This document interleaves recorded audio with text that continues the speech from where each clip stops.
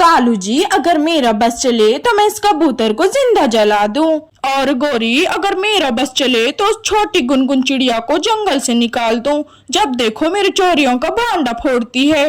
कालू कौवा और गोरी कौवी ऐसे नदी पर बैठे बातें कर रहे थे, तभी वहाँ एक दूसरा पक्षी आता है। मैं पश्चिम वाले जंगल से आया हूँ। कल तुम्हारे जंगल में भारी वर्षा होगी और तूफान का भी अंदेशा है।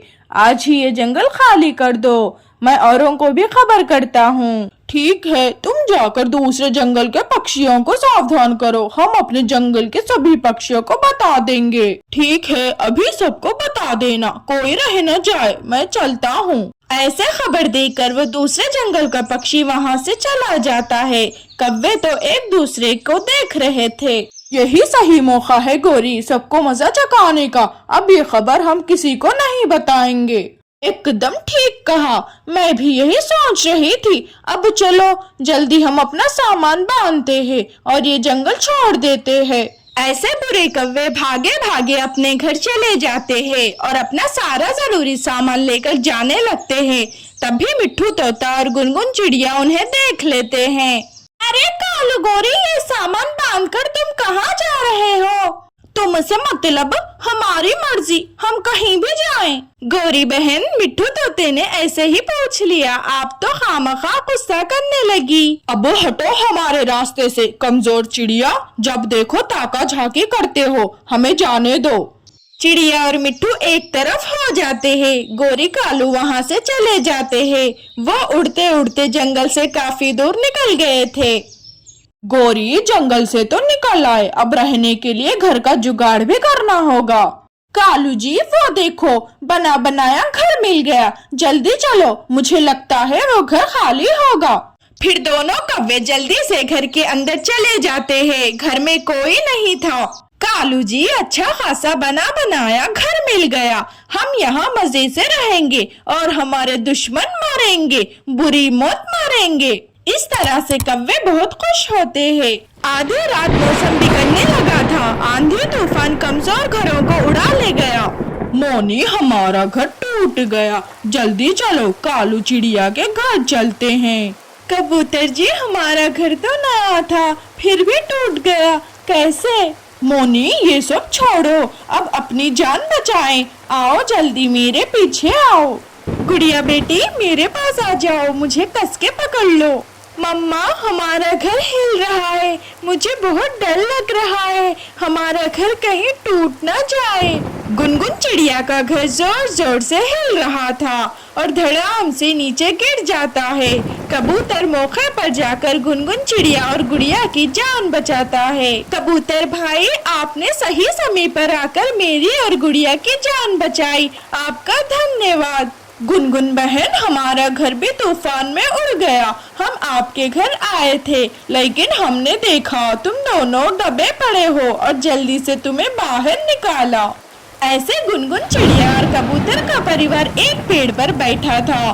उसी समय वहाँ मिट्ठू का परिवार भी आ जाता है।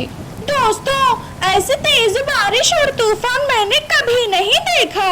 अगर जान बचानी है तो इस जंगल से बाहर जाना होगा। मिट्ठू तोते, आपने ठीक बोला, ये एक ही पेड़ बचा है जिस पर हम सब बैठे हैं। क्या पता ये भी पानी में बह जाए, इसलिए चलो जल्दी। चारों तरफ जंगल में पानी भर गया था। वो ऐसे तैसे जंगल से बाहर निकल जाते हैं। अब हमें बारिश से बचने का हल निकालना होगा, वरना ऐसे उड़ते उड़ते हम बीमार पड़ जाएंगे। कहीं रुकना होगा। गुनगुन बहन, वहाँ एक घर दिखाई दे रहा है, चलो वहाँ से मदद मांगते हैं। फिर वो सब घर का दरवाजा खटखटाते हैं। कोई दरवाजा खोलो, हमें अंदर ले लो, हमारी मदद करो। अभी तुम सब जिंदा हो?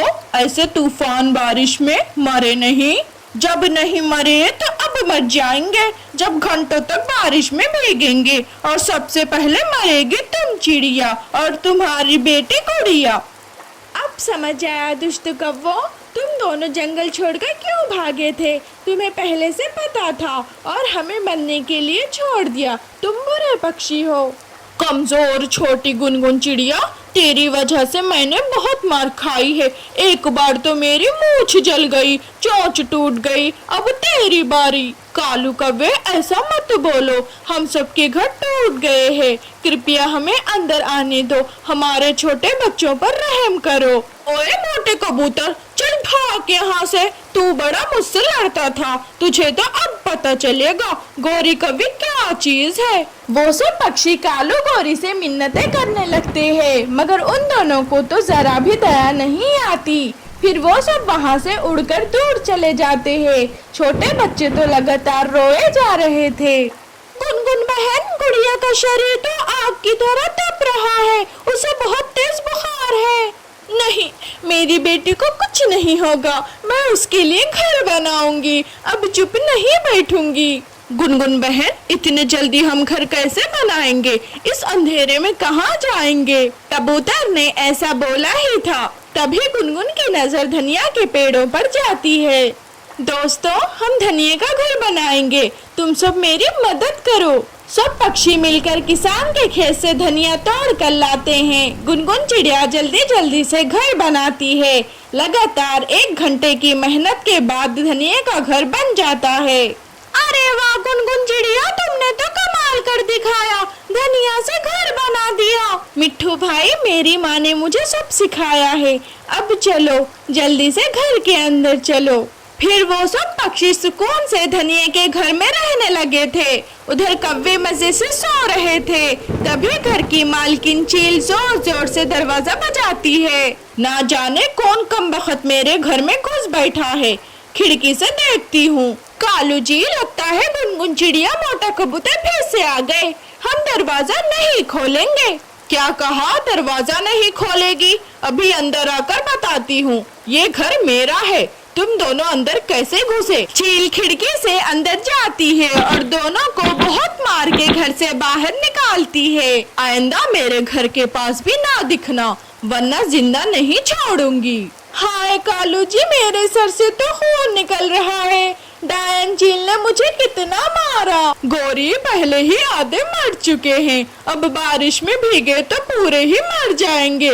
जल्दी से चलो। कौवे भटकते हुए धनिया के घर के नजदीक पहुंच जाते हैं और जल्दी से दरवाजा मारते हैं। गुनगुन चिड़िया, मिट्ठू कबूतर बाहर आ जाते हैं। गुनगुन बहन, हमें घर के अंदर ले लो, हम बहुत जख्मी है। क्या कहा गौरी तुमने? क्या तुम लोगों ने हमें अंदर लिया था?